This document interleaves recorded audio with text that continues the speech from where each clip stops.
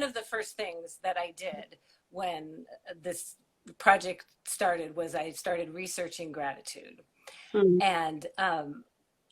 And so yeah, I want you all to know about this because it was so amazing. I like I said, I already knew from my own life a sense of the power of gratitude, but I started looking into the science, and what I learned was that at the beginning of the 21st century, psychology started looking into positive emotions. Before that, there was lots of research on anger and sadness and depression, but switched into learning about joy and happiness, and gratitude was one of those things. And one of the early studies on it just blew my mind, because this was a study the professor did, and I brought my notes here so I'd have the names. It was Dr. Robert Emmons at University of California, Davis, and Dr. Michael McCullough at University of Miami. So they were working with their students, and they had them write in journals. Uh, One group wrote something they were grateful for. One group wrote something that was just neutral, this happened. One group wrote something they were unhappy about. Mm. And they did this just once a week for 10 weeks.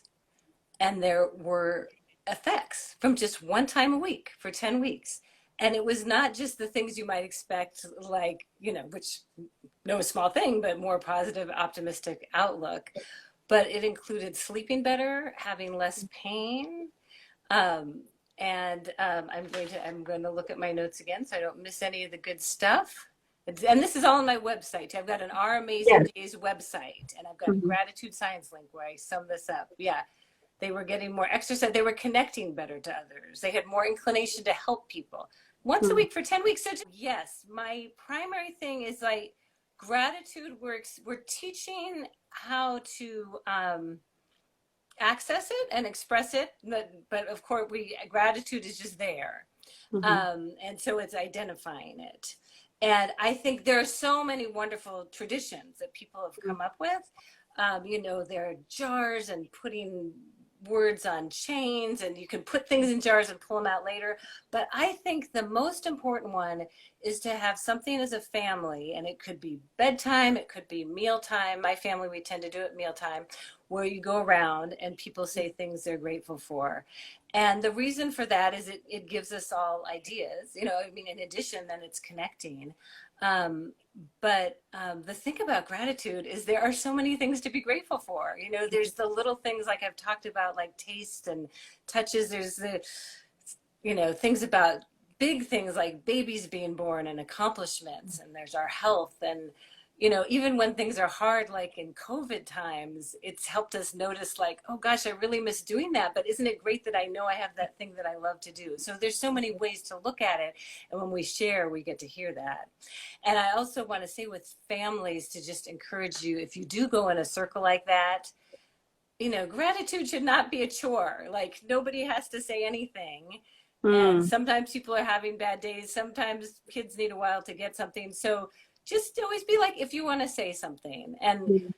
especially when my son was little, we'd have lots of times where he wouldn't say anything. But, I just think they're picking it up. They're getting the idea. And now he's a teenager. And it's just one of the joys of me to hear like the things that he identifies and comes up with. And I'm just Wow. so grateful for that.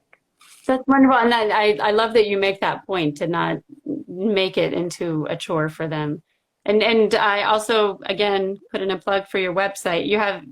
You have your own and also the one for My Amazing Day, that you have the gratitude science that you were talking about earlier, but also about your own gratitude practices. And if I remember right, there's even a video about gratitude during COVID times, That's right. Yeah, I remember. especially for now. So you guys, I know where this might be a little shorter discussion than maybe we could get into more. But you can always check it out on her website. She has a lot more resources on there also. And of course, be sure to check out this book. This is really great for young kids. Although I've read it with my older kids too, and they enjoyed it as well. Oh, that's great.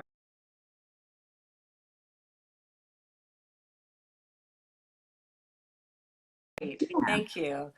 Yeah, and I want to say Reach Yes. and Teach in San Mateo, California. And I thought they might resonate for people there. And those are places that carry my book. I notice it's dwindling on Amazon right now. So Yeah. I put some other options. And then you can also always buy it from my website. And if you make a note, I'm happy to like sign it for someone. So, Oh, that's wonderful. yeah.